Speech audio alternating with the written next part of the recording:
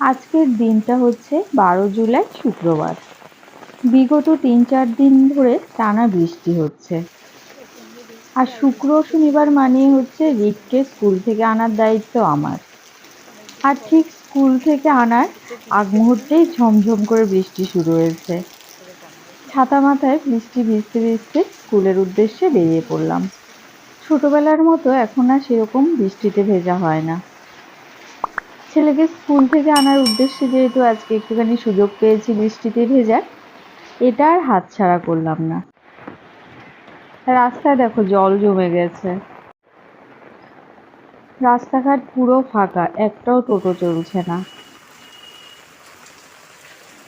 ৫-৭ minute দাঁড়িয়ে থাকার পরে একটা টোটোর দেখা মিলল। এত বৃষ্টি হচ্ছে সকাল থেকে, সেজন্য রাস্তায় গাড়ি ঘোড়াও কম চলছে। আওয়াজ স্টোরির ভিডিওগুলো তোমাদের কেমন লাগে অবশ্যই কমেন্ট করে জানাবে। ভালো লাগলে লাইক করবে আর তোমার বন্ধুদের সাথে ভিডিওটাকে শেয়ার করতে কিন্তু একদম ভুলবে না। প্রচণ্ড বৃষ্টির জন্য আজকে স্কুলে ছাত্র সংখ্যাও কম ছিল। রিককে স্কুল থেকে নিয়ে আবারও বাড়ির উদ্দেশ্যে বেরিয়ে পড়লাম।